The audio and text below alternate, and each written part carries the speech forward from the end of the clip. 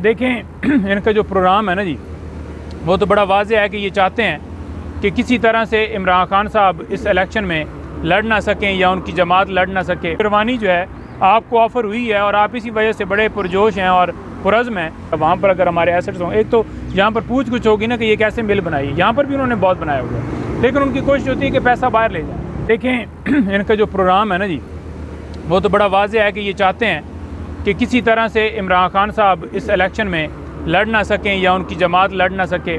लोगों को उठाया जाए, कैंडिडेट्स को उठाया जाए, लोगों को गिरफ़्तार की जाए, उनसे प्रेस कॉन्फ्रेंस करवाई जाएँ, उनसे उनकी वफ़ादारियाँ चेंज की जाएँ। आप ये देख लें कि अदालतों के अंदर क्या पोजीशन है केसेस की, एक केस भी कोई हकीकत पे मबनी है। और अगर जिस वक्त ये तमाम केसेस इकट्ठे सुन लें, बेशक 1 घंटे में, तो अगला मिनट 1 मिनट के लिए भी ये चल नहीं सकते। अच्छा, नहीं ये भी बता दें कि कोई 2 बड़ी अहम शख्सियत पाकिस्तान तहरीक इंसाफ में शामिल होने जा रही हैं जी, कुछ इत्तलात हैं तो उसके वाले से बता दें वो कौन सी 2 बड़ी शख्सियत हैं। देखिए मुझे तो कोई इत्तला नहीं है जी। शेर अफजल मरवत साहब ने कल कोई कहा था और शमूलियत भी हुई, मज़ीद अगर होती हैं तो बिल्कुल वेलकम करते हैं। लोग तो डेफिनेटली, लोगों को पता है कि ये हक सच पे इमरान खान खड़ा है और उसकी मकबूलियत का इनको भी अंदाज़ा है, इसलिए ये इलेक्शन करवा नहीं रहे थे। इलेक्शन की वजह यही थी लेट करवाने की या डिले कर रहे थे। कभी इन्होंने ये कहा कि इलेक्शन कमीशन डेट दे, आज तक इन्होंने नहीं कहा। एक वाहिद पाकिस्तान तहरीक इंसाफ थी जो सुप्रीम कोर्ट में गई है और उन्होंने ही जाकर आखिरकार इलेक्शन का जो है वो एक डेट 8 फरवरी की मुख्तस हुई है। एक खुशाइन बात है, लेकिन इससे भी जो अब अहम मामला ये है कि वो फ्री एंड फेयर इलेक्शन हो, जो इस वक्त प्रोसेस किया जा रहा है। आप ये देख लें कि केपी में एक ज़िले के अंदर 2 जो हैं कन्वर्शन हुए। एक किया ANP ने, ANP के कोई 187 जो है उनको एहलकार दिए गए, सिक्योरिटी पे मामूर थे। दूसरी तरफ पाकिस्तान तहरीक इंसाफ ने जलसा जो है वो करने के लिए अपने इंतज़ामात किए, तो 250 के करीब एहलकार भेज दिए गए कि वो जलसे को ख़त्म करवाया जाए, वहाँ पर लोगों को गिरफ़्तार किए जाए और कुर्सियाँ उठाकर लाई जाएँ।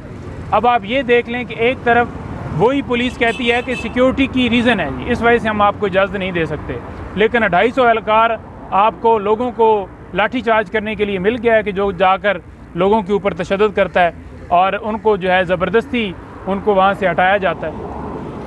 सर ये बताइएगा कि अभी जुम्मे के दिन प्रोफेसर टक साहब ने वहाँ पर ज़िले बुनेर में वहाँ पर जलसा किया और उसमें भी तकरीबन 154 एहलकार जो है वो उनको दी गई, लेकिन उसके साथ साथ अगर आप देखें तो तहरीक इंसाफ के लोग बाहर भी निकलते तो उनको गिरफ़्तार किया जाता है, 10-20 बंदी भी इकट्ठे हो जाते तो उनको गिरफ़्तार किया जाता है। आपको नहीं लगता कि आइंदा इलेक्शन में आप लोगों के लिए मुश्किलात बहुत ज़्यादा होंगी?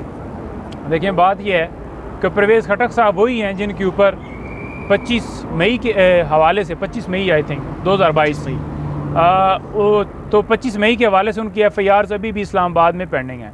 इनका मैं वकील था और इनके मैं केसेस का 6 के करीब FIRs वो अभी ऑन रिकॉर्ड हैं। अच्छा, उसके साथ साथ 9 मई के हवाले से इनके ऊपर बड़ी FIRs दर्ज हुई। तो आप ये देख लें कि उनको कैंपेन की कैसे इजाज़त है, क्या उनके ऊपर वो दाग धुल गया है? देखें एक लीगल केस होता है ना कि आप कोई काम करते हैं, कोई भी क्रिमिनल आपके ऊपर चार्ज अगर लगाया जाता है तो आपके ऊपर यही होता है ना कि आपने उसको डिफेंड करना है। ये तो नहीं होता कि फॉर एग्ज़ाम्पल आप जाकर मीडिया पे टॉक कर लें तो आपका जो लीगल पहलू है वो ख़त्म हो जाएगा, आपके ख़िलाफ़ जो लीगल कार्रवाई चल रही, जो आपका जुर्म है वो आपकी स्टॉक से मनसूब है। जो जुर्म हो चुका होता है उसे कैसे मिटाया जा सकता है? ज़ुबानी कलामी अगर किसी के साथ प्रेस कॉन्फ्रेंस करके या बातचीत करके या किसी के साथ माजरत करके, तो ये तमाम लोगों के सामने है कि किस तरह रियासत प्रोटोकॉल दे रही है, चाहे परवेज़ खटक हों, चाहे नवाज शरीफ हों, चाहे आज आप उधर देख लें जरदारी को प्रोटोकॉल मिल रहा है तो वो भी कर रहे हैं। एक पाकिस्तान तहरीक इंसाफ के ऊपर पाबंदी है। अफजाल अजीम पाहट लाहौर के हमारे सीनियर एडवोकेट हैं, उन्होंने दरख्वास्त दी कि जनाब हम जलसा करने की इजाज़त चाहते हैं, उनको इजाज़त मिल गई। इजाज़त मिलने के बाद क्या हुआ कि उन्होंने जलसे का इंतज़ाम किया, वहाँ पर पुलिस जो है वो पहुँच गई, तोड़ फोड़ की, लोगों को उठाया और उसके बाद शाम को अफजाल अजीम पाहट के घर पहुँच गए।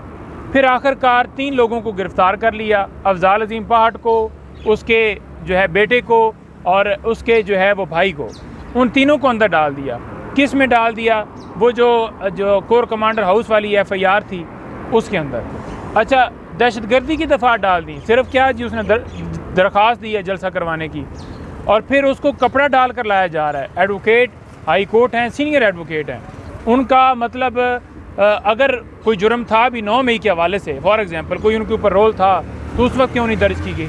बात यह है कि ये सिर्फ इसलिए डेस्परेट हुए हैं कि लोगों को चाहते हैं कि वो इस तरह खौफ में आ जाएं, इस तरह उनके ऊपर वहशत तारी हो जाए कि वो लोग किसी तरह से निकल ना सकें। और ये सिलसिला बंद नहीं होने वाला। आप देखें ना, इमरान खान को कैसे दिलों से हटा सकते हैं? वो तो दिलों में बसता है, वो तो दिलों पे राज करता है। आप किसी को ज़बरदस्ती किसी जगह पर बिठा ज़रूर सकते हैं, किसी को कैद ज़रूर कर सकते हैं, क्योंकि आपके पास डंडा है, हथियार है, पावर है, बंदूकें हैं, और आवाम जो है बेचारी जो है वो नते है। तो लेकिन आप उसको दिलों के ऊपर आप नहीं हटा सकते। दिलों के ऊपर इमरान खान राज करता है, और ये बात इनको समझ लेनी चाहिए कि इस वक्त 90% जो आवाम है वो इमरान खान के साथ खड़ी है, और वो इमरान खान को चाहती है। जो जिसको आवाम चाहती है उसको वोट देने की हक दिया जाए। उसको क्यों ज़बरदस्ती मजबूर करके उससे जो उसकी वफादारियाँ चेंज करवाई जा रही हैं, उनको पूरा हक दिया जाए, ताकि अपनी मर्ज़ी के मुताबिक वो नुमाइंदे मुंतखब कर सकें, ताकि मुल्क हमारा जो है वो आगे बढ़ सके। सर, इलेक्शन जो है वो अनाउंस हो गया, अभी तक नवाज शरीफ साहब जो है वो इलेक्शन का नाम नहीं ले रहे हैं, क्या वजह आपको इसकी लगती है? देखें, बात यह है कि नवाज शरीफ साहब इसलिए नाम नहीं ले रहे क्योंकि उनका प्लान ही ये था कि इमरान खान साहब को अंदर डाला जाए, PTI को क्रैश किया जाए, और सिर्फ ग्राउंड में ये हों। अब देखें ना, वो कल मरीम औरंगज़ेब एक बयान देती है कि जी फील्ड तमाम लोगों के लिए है, तो कोई इशू ही नहीं है, तमाम लोगों की लेवल प्लेइंग फील्ड है, आप बिल्कुल आएँ, परफॉर्म करें। कैसे करें? सबको पता है कि शेरवानी जो है आपको ऑफ़र हुई है, और आप इसी वजह से बड़े पुरजोश हैं और पुरज़्म हैं।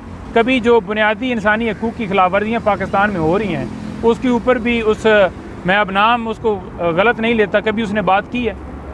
नहीं की होगी, नहीं आपको नज़र आएगी कि वो कभी बात करेगी। सिर्फ उनको ये है कि वो किसी ज़रिए लोगों का खून करके भी वो इस इक़्तिदार में आएँ और अपनी प्रॉपर्टियाँ बनाएं, और प्रॉपर्टियाँ बनाकर फिर वो लंदन चले जाएँ। पाकिस्तान में वो बनाएंगे भी नहीं प्रॉपर्टियाँ, क्योंकि उन्हें पता है कि पाकिस्तान फिर तरक्की की राह पर गामज़न हो जाएगा। वहाँ पर अगर हमारे एसेट्स हों, एक तो यहाँ पर पूछ कुछ होगी ना कि ये कैसे मिल बनाई है, यहाँ पर भी उन्होंने बहुत बनाया हुआ है, लेकिन उनकी कोशिश होती है कि पैसा बाहर ले जाए। सर जी, ये जो आपके सीनियर वकील हैं उनके ऊपर केसेस हो रहे हैं, क्रैकडाउन हो रहा है, उसके बाद भी वकला जो है ना अपना रद्द अमल भी नहीं दे रहे, कोई लाए अमल भी नहीं दे रहे, तो सर क्या वजह है? वकला भी पीछे हटने को तैयार तो नहीं है सर? डरे हुए तो नहीं है वकला भी? नहीं, देखें, कोई ऐसी बात नहीं है।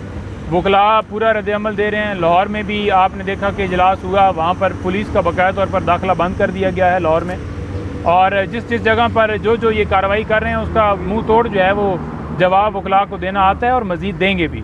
और किसी तरह से ये समझ लेना कि किसी को डरा लेंगे, धमका लेंगे या खौफ ज़दा कर लेंगे, तो कोई ऐसा मुमकिन ही नहीं है, क्योंकि इमरान खान के साथ रूहानियत का तल्लक है लोगों का, और वो उसको लीडर भी मानते हैं, लीडर के तौर पर भी उसे समझते हैं, उसे मुल्क का रहबर के तौर पर भी, मुसलमानों का जो है वो नुमाइंदा होने के नाते भी, तो उसके साथ बहुत जो है वो मुख्तलिफ नातों से तल्लक बनता है, जुड़ता है।